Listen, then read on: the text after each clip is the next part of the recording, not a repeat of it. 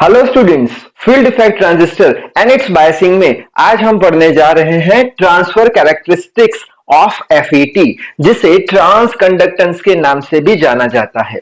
So I hope you are ready with your pen and paper. So without wasting much time, let us start this video. तो सबसे पहले ये जो characteristics है उसका मतलब समझ लेते हैं। तो ये समझने के लिए हमें थोड़ा फ्लैशबैक में जाना पड़ेगा। जैसे कि पिछले वीडियोस में हमने बाइपोलर जंक्शन ट्रांजिस्टर यानी कि एनपीएन और पीएनपी ट्रांजिस्टर के कैरेक्टरिस्टिक्स कर्व बनाए थे। अगर आपको याद हो तो कर्व कुछ ऐसे बनाया था हमने। ये फॉरवर्ड कैरेक्टरिस्टिक्स थी, ये रिवर्स कैरेक्टरिस्टिक्स थी। तो बीजेटी के केस में हमने बोले थे दो कैरेक्टरिस्टिक्स, फॉरवर्ड कैरेक्टरिस्टिक्स और रिवर्स कैरेक्टरिस्टिक्स। कैरेक्टरिस्टिक्स क्या है? एक कर्व है। उसी तरीके से फील्ड इफेक्ट ट्रांजिस्टर की भी एक कैरेक्टरिस्टिक आती है, एक कर्व आता है। ये कर्व जो हमने बनाया उसे हम बोल देंगे ट्रांसफर कैरेक्टरिस्टिक्स, किसकी? एफईटी की। और ये जो कर्व हमने बनाया उसे हम ट्रांस कंडक्टेंस बोल देंगे। सो आई होप हेडिंग आपको समझ में आ गया होगा। ठीक है, अब हम एफईटी की बात करते हैं पहले। क्यों? क्योंकि हमें तो कैरेक्टरिस्टिक पढ़नी है एफईटी की। तो एफईटी क्या है? जो पिछले वीडियो में हमने देखा था कि वो एक 3 टर्मिनल डिवाइस है। तो यहाँ पे ड्रेन, गेट और सोर्स 3 टर्मिनल हमने बना दिए। यहाँ पे हम क्या करते थे? ड्रेन करंट को फ्लो कराते थे सोर्स की ओर। और उसके लिए हम क्या करते थे? उसके लिए ये जो हमारा इनपुट साइड है उसका जो पोटेंशियल डिफरेंस है, ये दो टर्मिनल के बीच का VGS, उसको हम वेरी कराते थे। यानी गेट टू सोर्स पोटेंशियल अगर वेरी कराते हैं तो आउटपुट पे ड्रेन करंट भी वेरी होगा। अब ये जो ड्रेन करंट हम वेरी करा रहे हैं उसके लिए एक कंडीशन है। कौन सी कंडीशन है? कि ये जो ड्रेन टू सोर्स, ये दो पॉइंट के बीच का जो पोटेंशियल है वो हमेशा हमें कांस्टेंट रखना पड़ेगा। ठीक है, इसका मतलब क्या हुआ? अगर ड्रेन करंट को वेरी कराना है तो ड्रेन टू सोर्स पोटेंशियल कैसा रखना पड़ेगा? कांस्टेंट रखना पड़ेगा। तभी जाके आप इनपुट पे ये पोटेंशियल वेरी कराओगे तो आउटपुट पे करंट वेरी होगा। ठीक, अच्छा, तो ये बात हो गई किसकी? एफईटी की, फील्ड इफेक्ट ट्रांजिस्टर की। अब ये जो कैरेक्टरिस्टिक कर्व है जिसे हम ट्रांसफर कैरेक्टरिस्टिक बोलते हैं वो क्या है वो समझ लेते हैं। तो सबसे पहले तो वो एक कर्व है। ठीक है, किसके बीच का कर्व है? वो कर्व है gate to source voltage versus ये हमारा ड्रेन करंट। ये दोनों के बीच का अगर हम कर्व बनाते हैं, कब?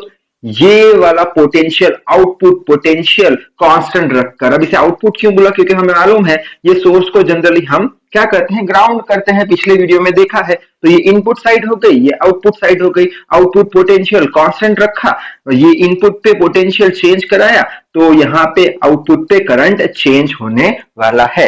तो ये जो VGS है, गेट टू सोर्स वोल्टेज और ड्रेन करंट के बीच का अगर हम ग्राफ बनाते हैं तो उसे हम बोल देंगे ट्रांसफर कैरेक्टरिस्टिक्स एफईटी की।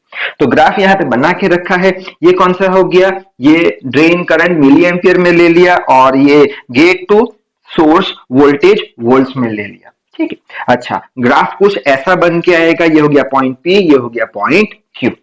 अब ये ग्राफ बनाने के बाद आपको कुछ 3 पॉइंट्स लिख के आने हैं एग्जाम में।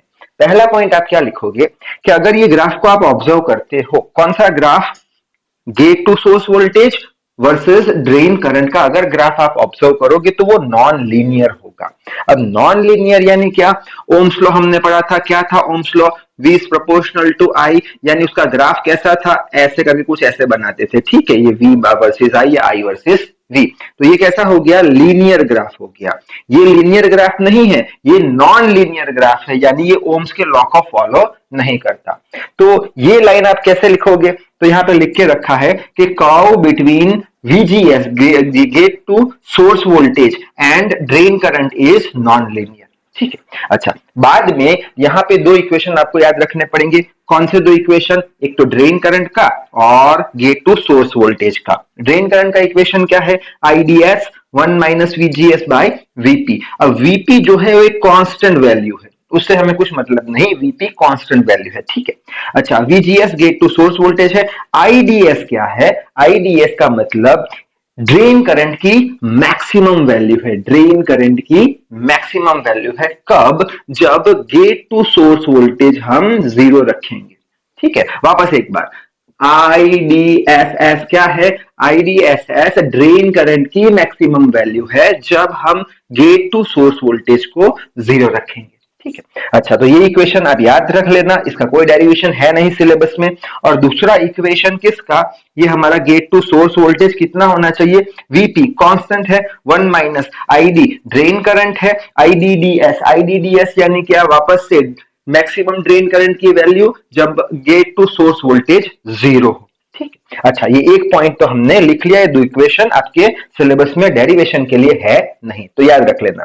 दूसरा पॉइंट हम क्या लिखेंगे कि यहां पे जो पॉइंट पी हमने मार्क करा है, ये पॉइंट पी क्या बताता है? ये पॉइंट पी बताता है कि जो हमारा एफईटी है वो ऑफ कंडीशन में है। क्यों ऑफ कंडीशन में है?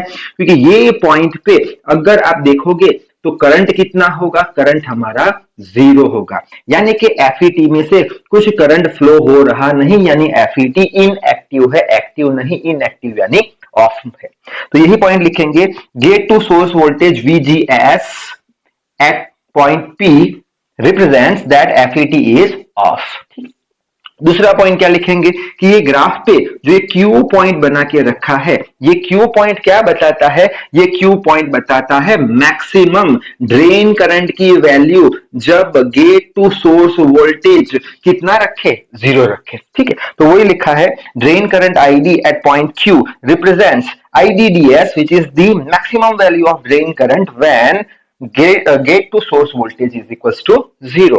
और इसकी डेफिनेशन यहां पे लिख के रखी है, the curve between gate to source voltage and the drain current at constant drain source voltage. ये ड्रेन सोर्स वोल्टेज को कांस्टेंट रखा है, इज कॉल्ड ट्रांसफर कैरेक्टरिस्टिक्स या फिर ट्रांस कंडक्टेंस। तो यहां तक आपको एग्जाम में लिख के आना है to gate the full marks. और अंत में सभी स्टूडेंट्स को एक रिक्वेस्ट है कि मटेरियल अपने आप से बनाइए, अपने आप से नोट्स बनाइए, तभी आपको मजा आएगी पढ़ने की। तैयार मटेरियल या नोट उठा के पढ़ोगे तो इतनी मजा आने वाली नहीं है। खैर, इस वीडियो में बस इतना ही। So till then read hard, work hard. Thank you very much.